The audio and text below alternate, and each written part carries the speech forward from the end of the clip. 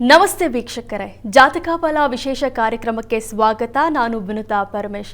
ವೀಕ್ಷಕರೇ, ಕಷ್ಟ ಅಂದರೆ, ಶತ್ರುಗಳ ಬಾಧೆ ಅಂದರೆ ಮೊದಲು ನೆನಪಾಗೋದು ಸ್ವಾಮಿ ನರಸಿಂಹ.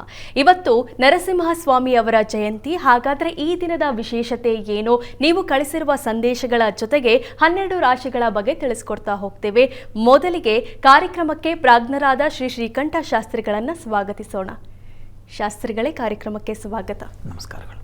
ಶಾಸ್ತ್ರಿಗಳೇ, ಇವತ್ತು ಸ್ವಾಮಿ ನರಸಿಂಹ ಅವರ ಜಯಂತಿ. ಈ ದಿನದ ವಿಶೇಷತೆ ಬಗ್ಗೆ ತಿಳಿಸ್ಕೊಡೋದಾದ್ರೆ? ಶ್ರೀ ಗುರುಭ್ಯೋ ನಮಃ. ಹರಿ ಓಂ. ಮೂರ್ತಿತ್ವೇ ಪರಿಕಲ್ಪಿತ ಶಶಿಭೃತೋ ವರ್ತ್ಮ ಪುನರ್ಜನ್ಮನ ಆತ್ಮೇತ್ಯಾತ್ಮವಿದಾಂ ಕೃತುಶ್ಚ ಯಜತಾಂ ಭರ್ತ ಅಮರ ಜ್ಯೋತಿಷಾಂ ಲೋಕಾನಾಂ ಪ್ರಳಯೋದ್ಭವ ಸ್ಥಿತಿ ವಿಭಶ್ಚಾನೇಕ ಧಾಯಶ್ರಿತೌ ವಾಚನ್ನ ಸದದಾತ್ವನೇಕ ಕಿರಣ ತ್ರೈಲೋಕ್ಯ ದೀಪೋ ರವಿಃ. ಸಮಸ್ತ ವೀಕ್ಷಕರಿಗೆ ಶುಭೋದಯ, ಶುಭ ಬೆಳಗು. ಈ ವಿಶೇಷದ ದಿವಸ ನರಸಿಂಹನ ಆರಾಧನೆಯನ್ನು ಮಾಡುವುದು ಹೇಗೆ, ನರಸಿಂಹಸ್ವಾಮಿ ಪ್ರಕಟವಾಗಲಿಕ್ಕೆ ಕಾರಣ ಏನು, ಇದೆಲ್ಲದರ ಬಗ್ಗೆ ನೋಡೋಣ. ತತ್ಪೂರ್ವದಲ್ಲಿ ಹೊತ್ತಿನ ಪಂಚಾಂಗ ಗಮನಿಸ್ಕೊಳ್ಳೋಣ. ಶ್ರೀ ಪರಾಭವನಾಮ ಸಂವತ್ಸರ, ಉತ್ತರಾಯಣ, ವಸಂತ ಋತು, ವೈಶಾಖ ಮಾಸ, ಶುಕ್ಲ ಪಕ್ಷವಾಗಿದೆ. ಈ ದಿವಸ ಗುರುವಾರವಾಗಿರ್ತಕ್ಕಂಥದ್ದು, ಚತುರ್ದಶಿ ತಿಥಿ, ಚಿತ್ತಾ ನಕ್ಷತ್ರ. ಈ ದಿವಸ ವೈಶಾಖ ಮಾಸದ ಶುಕ್ಲ ಪಕ್ಷ ಚತುರ್ದಶಿ ದಿವಸ ನರಸಿಂಹನ ಆವಿರ್ಭಾವ ಆಯಿತು. ನರಸಿಂಹನ ಆವಿರ್ಭಾವ ಆಗಲಿಕ್ಕೆ ಹಿರಣ್ಯಕಶ್ಯಪವಿನ ಆ ತಪಸ್ಸು ಮತ್ತು ಅವನು ಪಡೆದ ವರ ಹಾಗಿತ್ತು. ಬಹಳ ವಿಶಿಷ್ಟವಾದ ಒಂದು ವರವನ್ನು ಬೇಡಿದ್ದ ಬ್ರಹ್ಮನಲ್ಲಿ. ತಮಗೆಲ್ಲರಿಗೂ ಕಥೆ ಗೊತ್ತಿದೆ.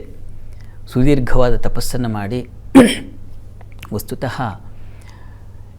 ಎಂಥವರು ಭಗವಂತ ಭೇದವಿಲ್ಲದೆ ಸಜ್ಜನರೋ ದುರ್ಜನರೋ ಇವುಗಳ ಭೇದ ನಮಗೆ ನಾವು ಆಲೋಚನೆ ಮಾಡ್ಕೊಳ್ತಾರೆ. ಇವ್ನು ಕೆಟ್ಟವನೋ, ಅವನು ಒಳ್ಳೆಯವನು, ಹೀಗೆ ಮತ್ತೊಂದು ಮಗದೊಂದು ನಾವು ಯಾವುದೋ ಒಂದು ಅಳತೆ ಕಡ್ಡಿ ಇಟ್ಟುಕೊಂಡು ಅವರ ಗುಣ ಮತ್ತೊಂದು ಹೀಗೆ ನಾವು ಆಲೋಚಿಸ್ತಾ ಇದ್ದೀವಿ, ನಮ್ಮ ಗುಣ. ಆದರೆ ಭಗವಂತನಿಗೆ ಹಾಗಿಲ್ಲ. ದುರ್ಜನರೂ ಕೂಡ ತಪಸ್ಸು ಮಾಡಿದರೆ ಭಗವಂತ ಬರ್ತಾನೆ. ಹಾಗೆ ಆಯ್ತಲ್ವಾ? ಹಿರಣ್ಯಕಶ್ಯಪು ಸುದೀರ್ಘವಾದ ತಪಸ್ಸು ಮಾಡ್ದ ಅವನು. ಆದರೆ ಅಷ್ಟು ಸುದೀರ್ಘಗಳ ಕಾಲ ಅವನ ಸಮಯವನ್ನು ಭಗವಂತನಿಗೆ ಮೀಸಲಿಟ್ಟು ಎಲ್ಲ ತನು ಮನು ಧನ ಎಲ್ಲವನ್ನು ಅರ್ಪಿಸ್ಕೊಂಡ. ತುಂಬ ಅತಿ ಕಷ್ಟವನ್ನು ಪಟ್ಟ. ಹಾಗಾಗಿ ಆ ಚತುರ್ಮುಖ ಬ್ರಹ್ಮನನ್ನು ಹೊಂದಬೇಕು, ಕಾಣಬೇಕು, ವಿಶೇಷ ವರವನ್ನು ಪಡಿಬೇಕು ಅಂತ ಬಂದ ಮೇಲೆ ಕೇಳಿಕೊಂಡು ವರ ನಿಮಗೆ ಗೊತ್ತಿದೆ ಆ ಕಥೆಯೆಲ್ಲ. ಚತುರ್ಮುಖ ಏನು ಕೇಳ್ತಾರೆ ಇವರೆಲ್ಲ ತಪಸ್ಸು ಮಾಡಿ? ಸಾವನ್ನು ಗೆಲ್ಲಬೇಕು ಅಂತ. ಸಾವನ್ನು ಗೆಲ್ಲಲಿಕ್ಕೆ ಆಗಲ್ಲ ಅನ್ನೋದು ದೇವತೆಗಳ ಒಂದು ಅದು ನಿರ್ಣಯ. ಕಾಲ ಹಾಗೆ ಮಾಡಿದ್ದು, ಯಾರೂ ಕೂಡ ಸಾವನ್ನು ಗೆಲ್ಲಲಿಕ್ಕಾಗಲ್ಲ. ಹೀಗಾಗಿ ಅದನ್ನು ಬಿಟ್ಟು ಬೇರೆ ಏನಾದರೂ ಕೇಳ್ಕೊ ಅಂತ ಆಯಿತು. ಅವನು ಕೇಳ್ದ, 100 ಪಟ್ಟಿ ಮಾಡ್ದ. ಹಗಲು ಈರುಳು ಮತ್ತೇನೋ ನೀನು ಸೃಷ್ಟಿಸಿರುವ ಯಾವುದೇ ವಿಷಜಂತುಗಳೋ ಮತ್ತೊಂದು ಮಗುದೊಂದೋ ಯಾವುದರಿಂದಲೂ ನನಗೆ ಯಕ್ಷ ಗಂಧರ್ವ ಕಿಂಪುರುಷರು ಇವರು ಯಾರಿಂದಲೂ ನನಗೆ ಸಾವು ಬರಬಾರ್ದು. ಆ ರೀತಿಯಲ್ಲಿ ವರ ಕೊಡಪ್ಪ, ತೊಂದರೆ ಇಲ್ಲ ಅಂತ ಕೇಳಿಕೊಂಡ. ತನ್ನ ಮಿತಿ ಏನು ಅದನ್ನು ಕೇಳಿಕೊಂಡ. ಭಗವಂತನಿಗೆ ನಮ್ಮೆಲ್ಲರ ಮಿತಿ ಗೊತ್ತಿದೆ. ನಾವು ಏನನ್ನಾದರೂ ಅಪೇಕ್ಷೆ ಪಟ್ಟರೆ ಅದು ನಮಗೆ ಕೆಲವೊಮ್ಮೆ ವಿಪರೀತವಾದ ಭಾರವಾಗಿಬಿಡುತ್ತೆ. ಅದರ ಅರಿವು ನಮಗಿರೋದಿಲ್ಲ. ಅವನು ಕೇಳಿಕೊಂಡ ವರವೇ ಅವನಿಗೆ ಯಾವ ಥರ ಅವನು ಅಂದ್ಕೊಳ್ತಾ ಇದ್ದ, ನಾನು ಎಲ್ಲರನ್ನ ಗೆದ್ದುಬಿಟ್ಟಿದ್ದೀನಿ, ಮನುಷ್ಯ ಲೋಕಕ್ಕಂತೂ ಬಿಡಿ, ಪ್ರಾಣಿಗಳ ಹಾಗೆ ಜುಟ್ಟು ಹಿಡಿದು ಅಲಗಾಡಿಸ್ಬಿಡ್ತೀನಿ ಅಂತ. ಇನ್ನು ಯಾವ ಪ್ರಾಣಿ ಪಕ್ಷಿಗಳು ಎಲ್ಲ ಕೂಡ ನಾನು ಅವುಗಳನ್ನ ಉಫ್ ಅಂದರೆ ಹೋಗಿಬಿಡ್ತಾವೆ. ಆ ರೀತಿಯ ಶಕ್ತಿ, ಇದೆಲ್ಲ ನನ್ನ ಸಾರ್ವಭೌಮತ್ವ ಅಂತ ಅಂದುಕೊಂಡ. ಆದರೆ ಅವನನ್ನು ಮೀರಿದ ವಿಧಿಗೆ ಅವನನ್ನು ಅಳಿಸಿ ಹಾಕುವ ತಂತ್ರ ಯೋಜನೆ ತುಂಬ ಚೆನ್ನಾಗಿ ಗೊತ್ತಿದೆ. ನಾವು 100 ಯೋಚನೆ ಮಾಡಿದ್ರೆ ಪರಮಾತ್ಮ 101ನೇದನ್ನು ಯೋಚನೆ ಮಾಡ್ತಾ ಇರ್ತಾನೆ. ಅದು ನಮಗೆ ಗೊತ್ತಾಗೋದಿಲ್ಲ. ಯಾಕೆ ಅಂತಂದರೆ ನಮ್ಮ ಮಿತಿ ಅದು ಅಲ್ಪಮತಿ. ನಮ್ಮ ಮಿತಿ ಬಹಳ ಕಡಿಮೆ ಇದೆ, ಆಲೋಚನಾ ಶಕ್ತಿ ಬಹಳ ಕಡಿಮೆ ಇದೆ. ಆದರೂ ಅವನು ಸರ್ವಸ್ವವನ್ನು ಗೆದ್ದುಬಿಟ್ಟಿದ್ದೀನಿ ಅನ್ನೋ ರೀತಿಯಲ್ಲಿ ದೇವತೆಗಳನ್ನೆಲ್ಲ ಅಳಿಸ್ದ, ಮತ್ತೊಂದು ಮಗದೊಂದು ಎಲ್ಲ ಮಾಡ್ದ. ಭಗವಂತ ಎಲ್ಲಿ ವಿರೋಧದ ಮೊಳಕೆ ಹುಟ್ಟಿ ಹೆಮ್ಮರವಾಗಿ ಬೆಳೀತೋ ಅಲ್ಲೇ ಅದಕ್ಕೆ ವಿರುದ್ಧವಾದ ಮತ್ತೊಂದನ್ನು ಜನ್ಮ ಕೊಟ್ಟ. ಎಲ್ಲರೂ ಅವನವಂದರೆ ಶರಣಾಗ್ತಾರೆ. ಹಿರಣ್ಯಕಶ್ಯಪು ಅಂತಂದರೆ ಥರ ಥರ ಥರ ಥರ ನಡಿಗೆ ಹೋಗಿಬಿಡ್ತಾ ಇದ್ದಾರೆ. ಆದರೆ ಆ ಮಹಾವೃಕ್ಷದ ಕೆಳಗೆ ಬೀಜದಲ್ಲೇ ಪ್ರಹ್ಲಾದ ಅನ್ನೋದು ಹುಟ್ಟಿತು. ಅವನಿಗೆ ಎಂಥ ವಿಪರ್ಯಾಸ ಆಗಬೇಕು. ಇಡೀ ಜಗತ್ತೇ ನನ್ನನ್ನು ಶರಣು ಹೊಂದ್ತಾ ಇದೆ, ನಾನು ಅಂದರೆ ಹೆದರ್ಕೊಳ್ತಾ ಇದೆ, ಗೌರವಿಸ್ತಾ ಇದೆ, ಏನು ಹೇಳಿದ್ರು ಅದು ಮಾಡ್ತಾ ಇದೆ. ನಮ್ಮ ಜಗತ್ತು ಬಿಡಿ, ದೇವನು ದೇವತೆಗಳೇ ಹಾಗೆ ಮಾಡ್ತಾ ಇದ್ದಾರೆ. ಆದರೆ ತನ್ನ ಮನೆಯಲ್ಲೇ ಹುಟ್ಟಿದಂಥ ತನ್ನ ಮಗ ವಿರುದ್ಧವಾಗಿ ನಿಂತ್ಕೊಂಡು ಬಿಟ್ನಲ್ಲ. ನಮ್ಮ ಮನೆಯವರೇ, ನಮ್ಮ ಆತ್ಮೀಯರೇ, ನಮಗೆ ಹಿತವಾದವರೇ ವಿರುದ್ಧವಾಗಿ ನಿಂತಾಗ ಹೇಗಾಗುತ್ತೆ ಹೇಳಿ. ಅದು ಕೊಡುವಂಥ ಪೆಟ್ಟಿದೆಯಲ್ಲ, ಕಷ್ಟ. ಅದನ್ನು ದೈವ ಹಾಗೆ ನಾವು ಏನನ್ನು ಎದುರಿಸ್ತೀವಿ ಅಂತ ಹೋದರೆ ಅದಕ್ಕೆ ತದ್ವಿರುದ್ಧವಾದನ್ನು ತಂದಿಡುತ್ತೆ.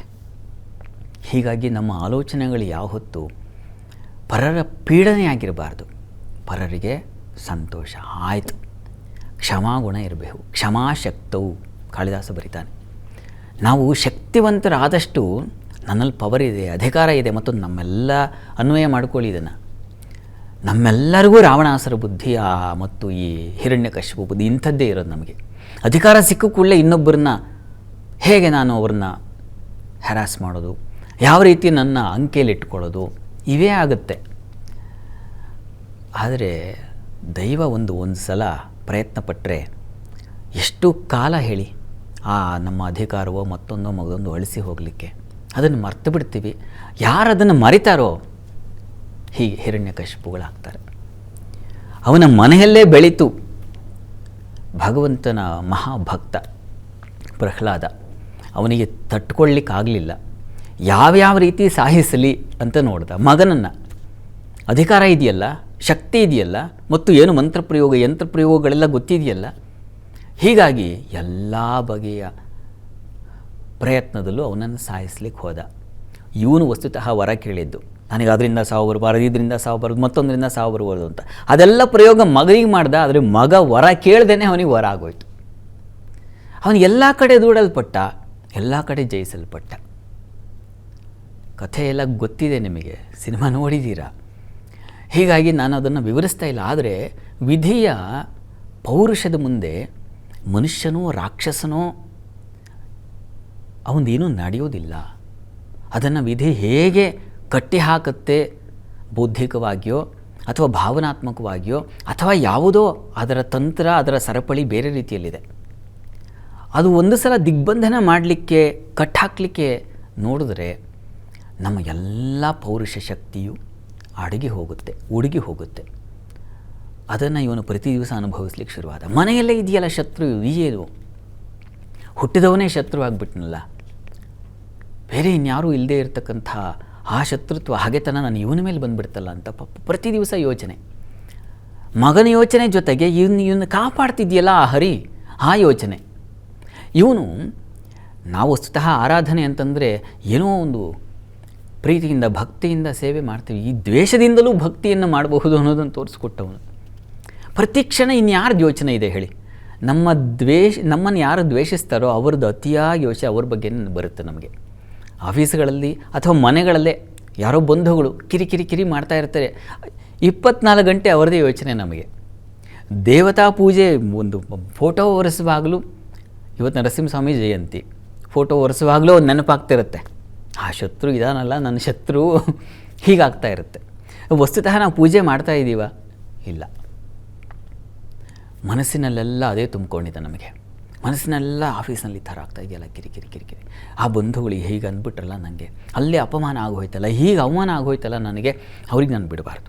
ಈ ಥರದ ಆಲೋಚನೆಯಲ್ಲಿ ಫೋಟೋ ಒರೆಸಿದ್ದಾಯಿತು. ಇನ್ಯಾವುದೋ ಬೇಗುದಿಯಲ್ಲಿ ನೈವೇದ್ಯ ಮಾಡಿದ್ದಾಯಿತು.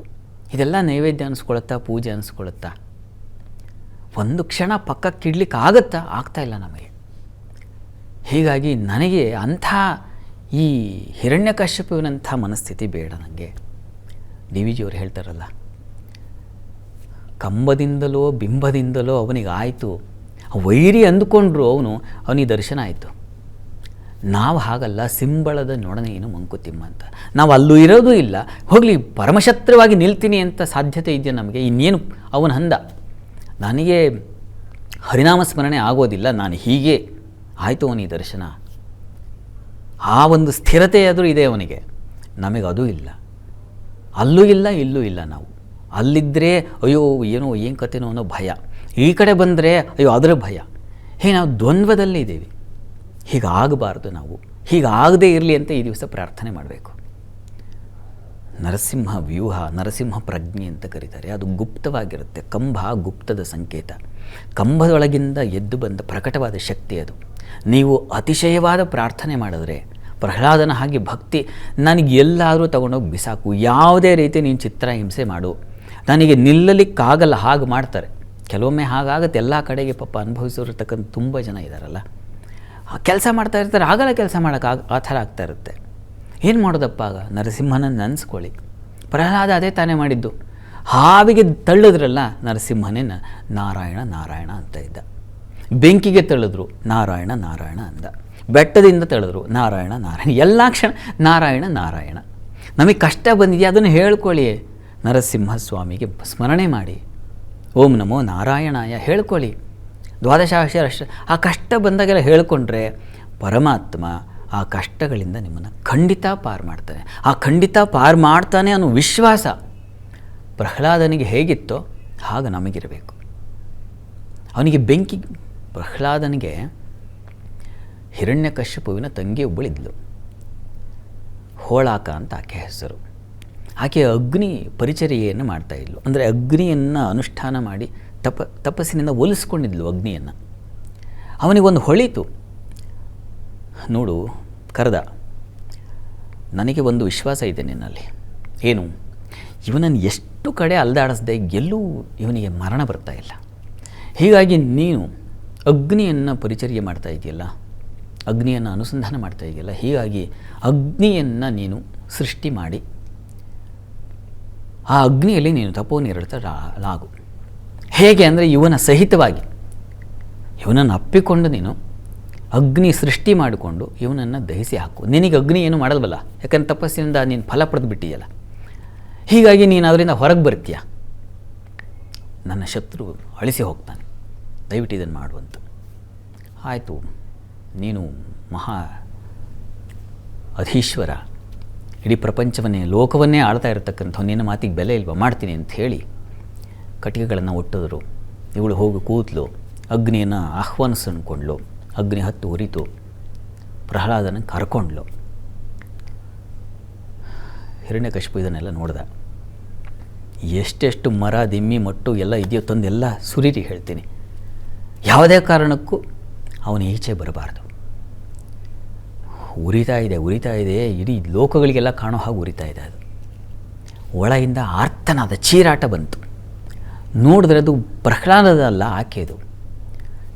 ಅವನಿಗೆ ಅನ್ನಿಸ್ತು ಹಿರಣ್ಯಕಶ್ಯಪುವಿಗೆ, ಇದು ತಂತ್ರ, ಅವಳನ್ನು ಸುಟ್ಟೋಗ್ತಾ ಇದ್ದಾಳೆ ಅಂತ. ಅವಳಿಗೆ ಏನೂ ಆಗೋದಿಲ್ಲ, ಯಾಕಂದರೆ ಅಗ್ನಿಯನ್ನು ಅವಳು ಒಲಿಸ್ಕೊಂಡಿದ್ದಾಳೆ.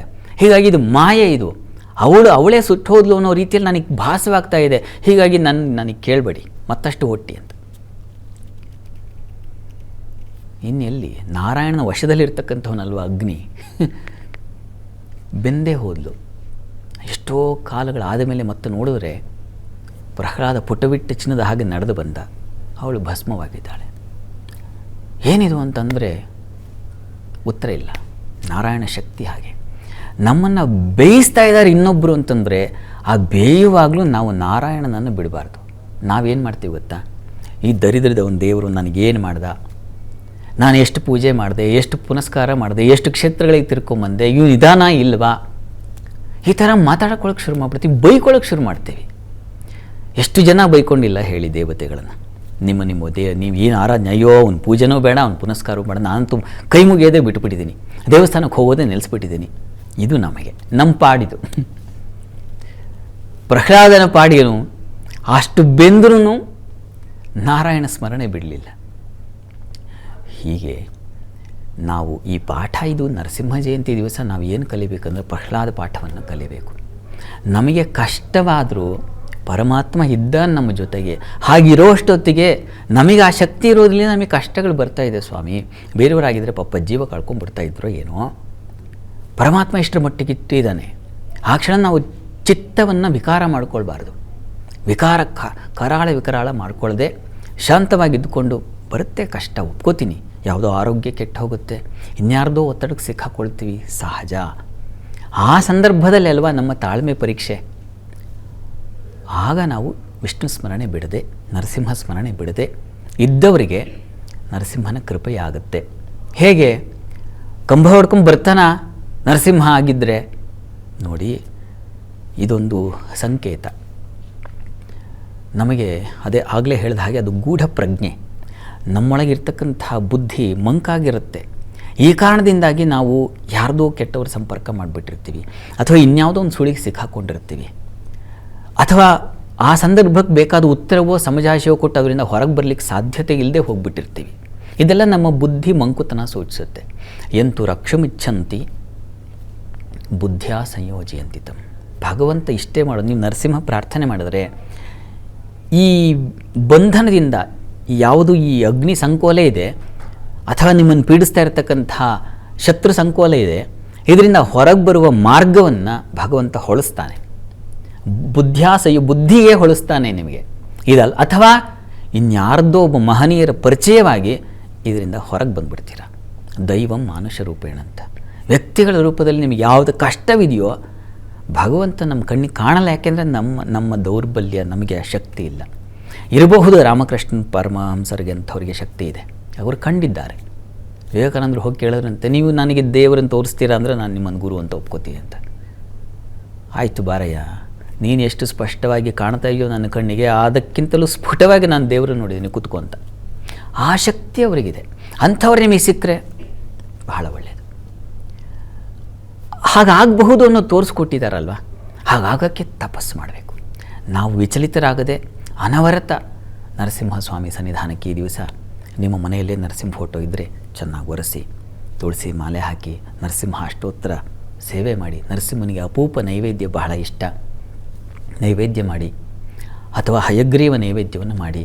ನಿಮ್ಮ ಮನೆಯಲ್ಲಿ ಯಾವುದು ಯದನ್ನ ಪುರುಷೋ ಭವತಿ ತದನ್ನ ತಸ್ಯ ದೇವತಾ. ದೇವತೆ ಇಂಥದ್ದೇ ನನಗೆ ತಂದಿಡು ಅಂತ ಯಾವತ್ತೂ ಕೇಳಲ್ಲ. ತುಂಬ ಕಡುಬಡವರಿದ್ದಾರಪ್ಪ, ಬಡವರು ಏನು ಮಾಡಬೇಕು? ಒಂದು ಅಚ್ಚು ಬೆಲ್ಲ ಇಟ್ಟರು ನರಸಿಂಹಸ್ವಾಮಿ ಸ್ವೀಕರಿಸ್ತಾನೆ.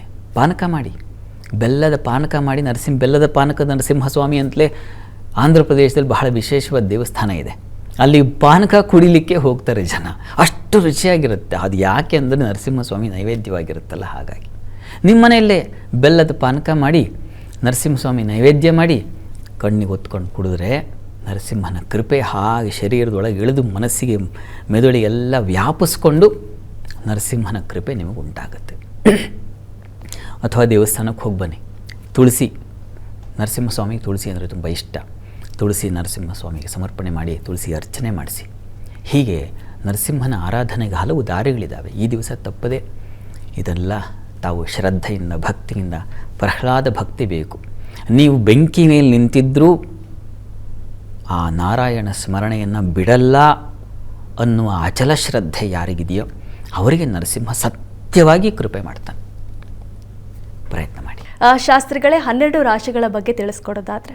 12 ರಾಶಿಗಳ ಫಲಾಫಲ ತಿಳಿಯುವ ಮುನ್ನ ಇವತ್ತಿನ ಗ್ರಹಸ್ಥಿತಿಯನ್ನು ಗಮನಿಸ್ಕೊಳ್ಳೋದಾದರೆ, ಮೇಷರಾಶಿಯಲ್ಲಿ ರವಿ ಬುಧರ ಯುತಿಯನ್ನು ಕಾಣ್ತಾ ಇದ್ದೀವಿ. ಶುಕ್ರ ಇರ್ತಕ್ಕಂಥದ್ದು ವೃಷಭ ರಾಶಿಯಲ್ಲಿ, ಗುರು ಜೊತೆಗೆ ಮಾಂದ್ಯ ಉದಯಾಗಿದೆ ಈ ದಿವಸ.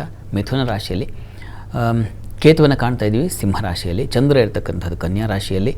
ಇನ್ನು ಕುಂಭರಾಶಿಯಲ್ಲಿ ರಾಹು, ಮೀನ ರಾಶಿಯಲ್ಲಿ ಶನೈಶ್ಚರ, ಹಾಗೂ ಅಲ್ಲಿ ನಾವು ಕಾಣೋದು ಕುಜನನ್ನು.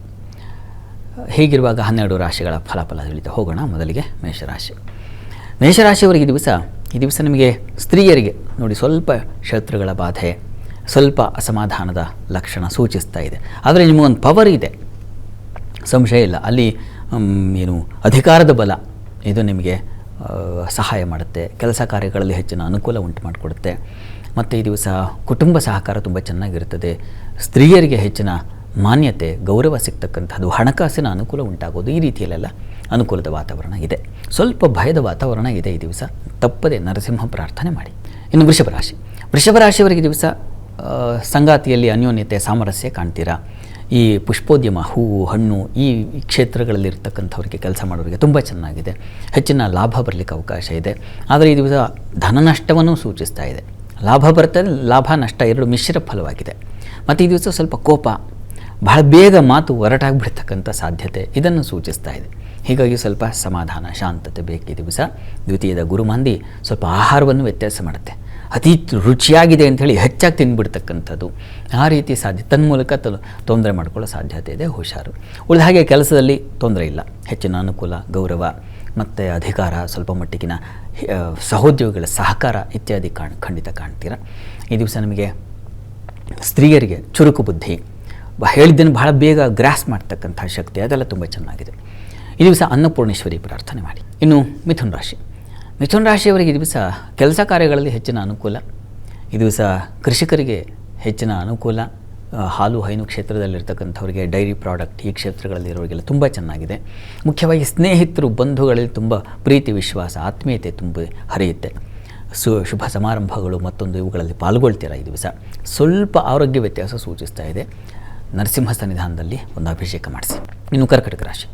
ಕರ್ಕಟಕ ರಾಶಿಯವರಿಗೆ ಕೆಲಸ ಕಾರ್ಯಗಳಲ್ಲಿ ಈ ದಿವಸ ತುಂಬ ಚೆನ್ನಾಗಿದೆ. ಅಧಿಕಾರದ ಬಲ ಸಿಗುತ್ತೆ ಮತ್ತು ಬಡ್ತಿಯೋ, ಉನ್ನತಿಯೋ, ಪ್ರಶಂಸೆಯೋ ಈ ರೀತಿಯಲ್ಲಿ ಅನುಕೂಲ ಆಗ್ತಕ್ಕಂಥ ಸಾಧ್ಯತೆ ಚೆನ್ನಾಗಿದೆ. ಇನ್ನು ವಸ್ತ್ರ ವ್ಯಾಪಾರಿಗಳಿಗೆ, ಹೂವಿನ ವ್ಯಾಪಾರಿಗಳಿಗೆ ಹೆಚ್ಚಿನ ಲಾಭ ಕಾಣಬಹುದು. ಕಲಾವಿದರಿಗೆ ತುಂಬ ಚೆನ್ನಾಗಿದೆ ಈ ದಿವಸ. ಸಹೋದರ ಸೇವಕರು, ಸಹಾಯಕರು ಇಂಥವರಿಂದ ಹೆಚ್ಚಿನ ಅನುಕೂಲ ಕಾಣ್ತೀರ ಈ ದಿವಸ. ಸ್ವಲ್ಪ ಕಣ್ಣಿನ ಬಾಧೆ ಬರಬಹುದು, ಹುಷಾರು. ನಾರಾಯಣ ಸ್ಮರಣೆ ಮಾಡಿ. ಇನ್ನು ಸಿಂಹರಾಶಿ. ಸಿಂಹರಾಶಿಯವರಿಗೆ ಈ ದಿವಸ ಕೆಲಸ ಕಾರ್ಯಗಳಲ್ಲಿ ಹೆಚ್ಚಿನ ಅನುಕೂಲ, ಲಾಭ, ವಿದೇಶ ವಹಿವಾಟಿನಿಂದ ವಿಶೇಷವಾದ ಲಾಭ ಗಳಿಸ್ತೀರ. ಮತ್ತು ವೃತ್ತಿಯಲ್ಲಂತೂ ತುಂಬ ಸಮಾಧಾನ, ಸೌಖ್ಯ, ಕೌಶಲ್ಯ ಪ್ರದರ್ಶನ, ಚೆನ್ನಾಗಿ ಕೆಲಸ ಮಾಡೋದು ಭೇಷ್ ಅನ್ನಿಸ್ಕೊಳ್ಳೋದು ಆ ರೀತಿಯಲ್ಲಿ. ಮತ್ತು ದೈವಾನುಕೂಲವೂ ಚೆನ್ನಾಗಿದೆ. ಸುಗ್ರಾಸ ಭೋಜನ ಈ ದಿವಸ ಚೆನ್ನಾಗಿದೆ. ಹೆಚ್ಚಿನ ಶುಭ ಫಲವನ್ನು ಕಾಣ್ತೀರ. ಪ್ರಾರ್ಥನೆಗೆ ದಿವಸ ನರಸಿಂಹ ಪ್ರಾರ್ಥನೆ, ಇಷ್ಟ ದೇವತಾರಾಧನೆ ಮಾಡಿ. ಇನ್ನು ಕನ್ಯಾ ರಾಶಿ. ಕನ್ಯಾ ರಾಶಿಯವರಿಗೆ ಈ ದಿವಸ ವೃತ್ತಿಯಲ್ಲಿ ಸ್ವಲ್ಪ ಕಿರಿಕಿರಿ ಲಕ್ಷಣ ಸೂಚಿಸ್ತಾ ಇದೆ. ಈ ದಿವಸ ನಿಮಗೆ ಹಿರಿಯರಿಂದ ಸ್ವಲ್ಪ ಏನೋ ಒಂದು ತೊಂದರೆ ಅಥವಾ ಅವರಿಂದ ಒಳ್ಳೆಯ ಮಾರ್ಗದರ್ಶನ ಸಿಗದೆ ಹೋಗಬಹುದು. ನಿರೀಕ್ಷಿತ ಮಟ್ಟದಲ್ಲಿ ಅನುಕೂಲ ಆಗೋದಿಲ್ಲ ಈ ದಿವಸ ನಿಮಗೆ. ಆದರೆ ದೈವಾನುಕೂಲ ಚೆನ್ನಾಗಿದೆ. ಹಾಲು ಹೈನು ಕ್ಷೇತ್ರದವರಿಗೆ, ಕೃಷಿಕರಿಗೆ ಲಾಭ ಇತ್ಯಾದಿ ಶುಭ ಫಲವನ್ನು ಕಾಣ್ತೀರ. ದಾಂಪತ್ಯದಲ್ಲಿ ಸ್ವಲ್ಪ ಮನಸ್ತಾಪ ಇದೆ, ಭಿನ್ನಾಭಿಪ್ರಾಯಗಳು, ಮನಸ್ತಾಪಗಳು ಬರುತ್ತೆ. ಈ ಕಾರಣದಿಂದಾಗಿ ಲಕ್ಷ್ಮೀನಾರಾಯಣರನ್ನು ಸ್ಮರಣೆ ಮಾಡಿಕೊಳ್ಳಿ. ಇನ್ನು ತುಲಾರಾಶಿ. ತುಲಾರಾಶಿಯವರಿಗೆ ಕೆಲಸದಲ್ಲಿ ಸ್ವಲ್ಪ ಒತ್ತಡ ಕಾಣುವ ಸಾಧ್ಯತೆ ಇದೆ. ಪ್ರೆಷರ್ ಅಂತೀವಲ್ಲ, ಹೆಚ್ಚಿನ ಕೆಲಸ ತಲೆ ಮೇಲೆ ಬಿದ್ದುಬಿಡುತ್ತೆ. ಮತ್ತು ಸ್ವಲ್ಪ ಮಟ್ಟಿಗೆ ಭಿನ್ನಾಭಿಪ್ರಾಯಗಳು, ತಂದೆ ಮಕ್ಕಳಲ್ಲಿ ಮನಸ್ತಾಪ, ಇನ್ನೇನೋ ದೇವಸ್ಥಾನಕ್ಕೋ ಮತ್ತೊಂದು ಹೋಗಿರ್ತೀರ, ತುಂಬ ಕಾದೆ ಸುಸ್ತಾಗಿ ಒಂಥರ ಏನೋ ಕಿರಿಕಿರಿ ಆಗಿಬಿಡುತ್ತೆ. ಧರ್ಮ ಕಾರ್ಯಗಳಲ್ಲಿ ಸ್ವಲ್ಪ ಮಟ್ಟಿಗೆ ಸ್ವಲ್ಪ ಅಸಮಾಧಾನ. ಹಾಗಂತ ನಾವು ಧೃತಿ ಕೆಡಬಾರ್ದು. ಭಗವಂತನ ಸೇವೆಯಲ್ಲಿದ್ದಾಗ ತಾಳ್ಮೆ ಬೇಕಾಗುತ್ತೆ. ತುಂಬ ನಾವು ಕಾಯಬೇಕಾಗುತ್ತೆ. ಭಗವಂತನಿಗೆ ತಾನೇ ಕಾಯ್ತಾ ಇದ್ದೀವಿ. ಇನ್ಯಾವುದೋ ಸರ್ಕಾರಿ ಹಾಸ್ಪಿಟಲಲ್ಲೋ ಅಥವಾ ಇನ್ಯಾವುದೋ ಕೆಲಸಗಳಿಗೆ ಹೋದರೆ ಎಷ್ಟು ಕಾಯಬೇಕಾಗುತ್ತೆ. ಭಗವಂತನಿಗಾಗಿ ಕಾಯ್ದೆ ಇದ್ದರೆ ಆ ರೀತಿಯಲ್ಲಿ ಸಮಾಧಾನ ಬೇಕು. ಸಂಗಾತಿಯಲ್ಲಿ ಅನ್ಯೋನ್ಯತೆ, ಸಾಮರಸ್ಯ ಚೆನ್ನಾಗಿದೆ. ಪ್ರಾರ್ಥನೆಗೆ ಈ ದಿವಸ ನರಸಿಂಹ ಪ್ರಾರ್ಥನೆ ಮಾಡಿ. ಇನ್ನು ವೃಶ್ಚಿಕ ರಾಶಿ. ವೃಶ್ಚಿಕ ರಾಶಿಯವರಿಗೆ ಈ ದಿವಸ ವೃತ್ತಿಯಲ್ಲಿ ತುಂಬ ಅನುಕೂಲದ ಫಲವನ್ನು ಕಾಣ್ತೀರಾ. ಬಲ ಇದೆ, ಹೆಚ್ಚಿನ ಸೌಕರ್ಯಗಳು, ಅನುಕೂಲಗಳು, ಹೊಸ ಹೊಸ ಪ್ರಯತ್ನಗಳಿಗೆ ವಿಶೇಷ ಫಲ ಕಾಣ್ತೀರ. ಈ ದಿವಸ ನಿಮಗೆ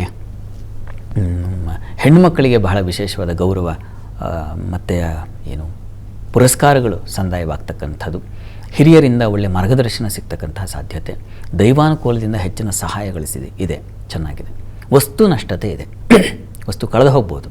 ಹೀಗಾಗಿ ಕಾರ್ತವೀರ್ಯಾರ್ಜುನ ಸ್ಮರಣೆ ಮಾಡಿ. ಧನುರಾಶಿಯವರಿಗೆ ಈ ದಿವಸ ಕೆಲಸ ಕಾರ್ಯಗಳಲ್ಲಿ ಸ್ವಲ್ಪ ಕಹಿಯಾದ ವಾತಾವರಣ ಇರ್ತದೆ. ಅಲ್ಲಿ ಚಂದ್ರನಿದ್ದಾನೆ, ಅಷ್ಟಮಾಧಿಪತಿ. ಈ ಕಾರಣದಿಂದಾಗಿ ಸ್ವಲ್ಪ ಹುಷಾರಾಗಿರಿ, ಕೆಲಸದಲ್ಲಿ ಎಚ್ಚರ ವಹಿಸಿ. ಸ್ತ್ರೀಯರಿಗೆ ಒಂದು ಬಲ ಇದೆ, ಸಂಶಯ ಇಲ್ಲ. ಈ ದಿವಸ ಸಂಗಾತಿಯಲ್ಲಿ ಮನಸ್ತಾಪ, ಭಿನ್ನಾಭಿಪ್ರಾಯಗಳಿದೆ. ಒಳ್ಳೆಯ ವಿಚಾರಗಳಿಗೆ ತಲೆ ಕೆಡಿಸ್ಕೊಳ್ಳೋದು ಜಾಸ್ತಿ, ಅಥವಾ ಇನ್ನೊಬ್ಬರು ವಿಚಾರಕ್ಕೆ ನೀವಿಬ್ಬರು ಕಿತ್ತಾಡ್ಕೊಳ್ಳೋ ಪರಿಸ್ಥಿತಿ ಬರೋ ಸಾಧ್ಯತೆ ಅದನ್ನು ಸೂಚಿಸ್ತಾ ಇದೆ. ನೀವು ಕೂಡ ಲಕ್ಷ್ಮೀನಾರಾಯಣರನ್ನು ಸ್ಮರಣೆ ಮಾಡಿಕೊಳ್ಳಿ. ಲಕ್ಷ್ಮೀ ನರಸಿಂಹ ಪ್ರಾರ್ಥನೆ ಮಾಡಿ, ಒಳ್ಳೆಯದಾಗುತ್ತೆ. ಉಳಿದ ಹಾಗೆ ಬುದ್ಧಿ ಚುರುಕಾಗಿದೆ. ಔಷಧ ಕ್ಷೇತ್ರಗಳಲ್ಲಿರ್ತಕ್ಕಂಥವ್ರಿಗೆ ತುಂಬ ಚೆನ್ನಾಗಿದೆ. ರಾಜಕಾರಣದಲ್ಲಿರ್ತಕ್ಕಂಥವ್ರಿಗೆ ತುಂಬ ಚೆನ್ನಾಗಿದೆ. ಹೀಗಾಗಿ ಆತಂಕ ಬೇಡ. ಇನ್ನು ಮಕರ ರಾಶಿ. ಮಕರ ರಾಶಿಯವರಿಗೆ ಈ ದಿವಸ ಕೆಲಸ ಕಾರ್ಯಗಳಲ್ಲಿ ತುಂಬ ಚೆನ್ನಾಗಿದೆ, ಹೆಚ್ಚಿನ ಅನುಕೂಲ ಇದೆ. ಬುದ್ಧಿ ಚುರುಕಾಗಿರುತ್ತದೆ ಈ ದಿವಸ. ಸಂಗಾತಿಯಲ್ಲಿ ಸಾಮರಸ್ಯ, ಅನ್ಯೋನ್ಯತೆ. ಸಂಗಾತಿಯ ಜೊತೆಗೆ ಕ್ಷೇತ್ರ ದರ್ಶನವೋ ಇನ್ನೇನೋ ಪೂಜೆ ಪುನಸ್ಕಾರ ಇಬ್ಬರು ಒಟ್ಟಿಗೆ ಭಾಗವಹಿಸ್ತಕ್ಕಂಥದ್ದು ಅದು ತುಂಬ ಒಳ್ಳೆಯದು. ಆ ರೀತಿಯಲ್ಲಿ ಇದೆ ಈ ದಿವಸ ಅಂಥದ್ದೊಂದು ಶುಭ ಫಲ. ಮತ್ತು ಈ ದಿವಸ ಧರ್ಮ ಕಾರ್ಯಗಳಲ್ಲಿ ಪಾಲ್ಗೊಳ್ತೀರಾ. ಕ್ಷೇತ್ರ ದರ್ಶನ ಅಂಥದ್ದೊಂದು ಫಲ ಇದೆ. ಮತ್ತು ಈ ದಿವಸ ಧೈರ್ಯ, ಸಾಹಸ ತುಂಬ ಚೆನ್ನಾಗಿದೆ. ಮಿತ್ರರ ಜೊತೆಗೆ ತುಂಬ ಉತ್ತಮ ಬಾಂಧವ್ಯ ಇರುತ್ತೆ. ಹೆಚ್ಚಿನ ಪಾಲು ಚೆನ್ನಾಗಿದೆ. ನರಸಿಂಹ ಪ್ರಾರ್ಥನೆ ಮಾಡಿಕೊಳ್ಳಿ. ಇನ್ನು ಕುಂಭರಾಶಿ. ಕುಂಭರಾಶಿಯವರಿಗೆ ಈ ದಿವಸ ನಿಮಗೆ ಕೆಲಸ ಕಾರ್ಯಗಳಲ್ಲಿ ತುಂಬ ಅನುಕೂಲದ ವಾತಾವರಣ ಇದೆ. ಸ್ವಲ್ಪ ಕೋಪ, ತಾಪ ಇವುಗಳನ್ನು ಸೂಚಿಸ್ತಾ ಇದೆ. ಮಕ್ಕಳ ವಿಚಾರದಲ್ಲಿ ಸ್ವಲ್ಪ ಕಿರಿಕಿರಿ ಆಗುವ ಸಾಧ್ಯತೆ ಇದೆ. ಹೀಗಾಗಿ ಹುಷಾರು. ತಂದೆ ಮಕ್ಕಳು ತಾಯಿ ಮಕ್ಕಳು ಕಿತ್ತಾಡ್ಕೋಬೇಡಿ. ಪ್ರಹ್ಲಾದನ ಕಥೆ ಮೇಳದು ಕಿತ್ತಾಡಬಾರ್ದಲ್ವ. ಇನ್ನು ಪ್ರಯಾಣದಲ್ಲಿ ಸೌಖ್ಯ ಇದೆ, ಗೃಹ ಸೌಖ್ಯ, ಮನೆ ವಿಚಾರಗಳಲ್ಲಿ ಕೆಲಸಗಳೆಲ್ಲ ಆಗುತ್ತೆ. ಇನ್ನೇನು ಏನು ಸ್ನೇಹಿತರು ಬಂಧುಗಳ ಜೊತೆಗೆ ಒಂದು ಓಡಾಟ, ವಿಶ್ವಾಸದಿಂದ ಏನು ಹೊರಗಡೆ ಸಂಚಾರ, ಈ ಥರದ್ದೆಲ್ಲ ತುಂಬ ಚೆನ್ನಾಗಿದೆ. ಪ್ರಾರ್ಥನೆಗೆ ದಿವಸ ನರಸಿಂಹ ಪ್ರಾರ್ಥನೆಯನ್ನೇ ಮಾಡ್ಕೊಳ್ಳಿ, ನರಸಿಂಹ ಕವಚ ಹೇಳ್ಕೊಳ್ಳಿ. ಇನ್ನು ಮೀನರಾಶಿಯವರಿಗೆ ಕೆಲಸ ಕಾರ್ಯಗಳಲ್ಲಿ ಸ್ವಲ್ಪ ತೊಡಕನ್ನು ಸೂಚಿಸ್ತಾ ಇದೆ. ಮಾಂದ್ಯ ದೃಷ್ಟಿಯೂ ಇದೆ ಈ ಕಾರಣದಿಂದಾಗಿ. ಮತ್ತು ಪ್ರಯಾಣದಲ್ಲಿ ಸ್ವಲ್ಪ ತೊಡಕು ಸೂಚಿಸ್ತಾ ಇದೆ, ಹುಷಾರು. ಉಳಿದ ಹಾಗೆ ವ್ಯಾಪಾರಿಗಳಿಗೆ ತುಂಬ ಚೆನ್ನಾಗಿದೆ. ಮಕ್ಕಳ ಜೊತೆಗೆ ತುಂಬ ಸಾಮರಸ್ಯ, ಆತ್ಮೀಯ ವಾತಾವರಣ ಇದೆ. ಸಂಗಾತಿಯಲ್ಲಿ ಪ್ರೀತಿ ವಿಶ್ವಾಸ ಚೆನ್ನಾಗಿದೆ ಈ ದಿವಸ. ದೂರ ಪ್ರಯಾಣಗಳು, ವಿದೇಶ ಪ್ರಯಾಣ ಇತ್ಯಾದಿ ತುಂಬ ಚೆನ್ನಾಗಿದೆ. ಪ್ರಾರ್ಥನೆಗೆ ನೀವು ಕೂಡ ನರಸಿಂಹ ಪ್ರಾರ್ಥನೆ ಮಾಡಿ. ಈ ದಿವಸ 12 ರಾಶಿಗಳವರು, ರಾಶಿ ಗೊತ್ತಿಲ್ಲ ಅಂತಕ್ಕಂಥವ್ರು ಹೇಳಬಹುದಾದ ಮಂತ್ರ ಗಮನಿಸಿ. ಓಂ ಉಗ್ರ ಸಿಂಹಾಯ ನಮಃ. ನರಸಿಂಹಸ್ವಾಮಿ ಮಂತ್ರ ಹೇಳ್ಕೊಳ್ಳಿ. ಶಾಸ್ತ್ರಿಗಳೇ, ಈ ದಿನದ ವಿಶೇಷತೆ ಹಾಗೂ 12 ರಾಶಿಗಳ ಬಗ್ಗೆ ತಿಳಿಸ್ಕೊಟ್ರಿ. ಕಾರ್ಯಕ್ರಮದಲ್ಲಿ ಭಾಗಿಯಾಗಿದ್ದಕ್ಕೆ ಧನ್ಯವಾದ. ಸರ್ವೇ ಜನಾಃ ಸುಖಿನೋ ಭವಂತು, ಸಮಸ್ತ ಸನ್ಮಂಗಳಾನಿ ಭವಂತು. ಎಲ್ಲರಿಗೂ ಶುಭವಾಗಲಿ. ವೀಕ್ಷಕರೇ, ಇದಾಗಿತ್ತು ಇವತ್ತಿನ ಜಾತಕ ಫಲ ವಿಶೇಷ ಕಾರ್ಯಕ್ರಮ. ನೇರ ದಿಟ್ಟ ನಿರಂತರ ಸುದ್ದಿಗಾಗಿ ನೋಡ್ತಾ ಇರಿ ಏಷ್ಯಾನೆಟ್ ಸುವರ್ಣ ನ್ಯೂಸ್.